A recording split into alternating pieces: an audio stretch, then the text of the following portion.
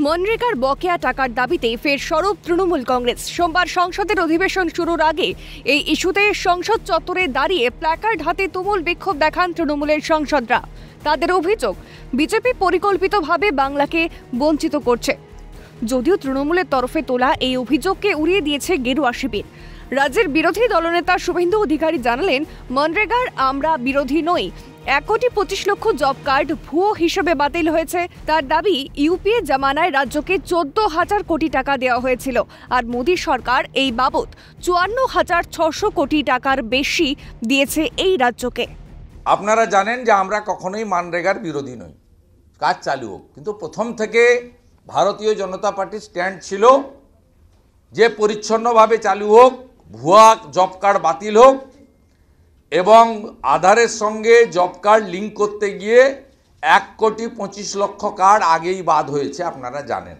তাতে দিয়েছেন মোদিজির সরকার 54,600-রও বেশি কোটি টাকার বেশি।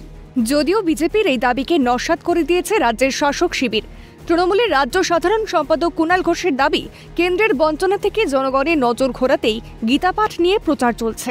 বাংলার প্রতি বঞ্চনা, এগুলো থেকে নজর ঘোরাতে তাই কিছু মানুষকে হিন্দু ধর্ম দেখাও, কিছু মানুষকে মুসলিম ধর্ম দেখাও, দিয়ে এদের মধ্যে লড়িয়ে দাও। লড়াইটা ওই এখানে গীতা পাঠ, ওখানে কোরআন পাঠ। তাহলে দিল্লি যে বাংলাকে টাকা দিচ্ছে না, দিল্লি যে বাংলা ভাষাকে অপমান করছে, এই যে মানুষের রুটি কাপড়া মাকান আর অধিকারের লড়াই, তার থেকে নজর ঘুরিয়ে দেওয়া যাবে।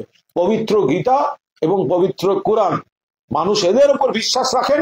এই রাজনৈতিক পুতুল নাচে যারা খেলাচ্ছে এবং যে পুতুলগুলো এখন আমাদের সামনে নাচছে, তাদের বাংলার মানুষ ক্ষমা করবে না।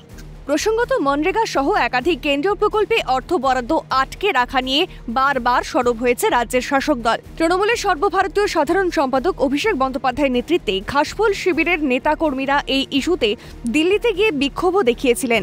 তারপরেও পরিস্থিতির কোনো পরিবর্তন হয়নি বলে অভিযোগ। এই অবস্থায় মনরেগা নিয়ে তৃণমূলের এই লাগাতার আন্দোলনে কেন্দ্রীয় সরকারের টনক নড়ে কিনা, সেটাই এখন দেখার। ক্যামেরা কিশোর মুখোপাধ্যায়ের সঙ্গে প্রীতিশ বন্দ্যোপাধ্যায় ও ইন্দ্রাণী দাশগুপ্তের রিপোর্ট, ক্যালকাটা নিউজ।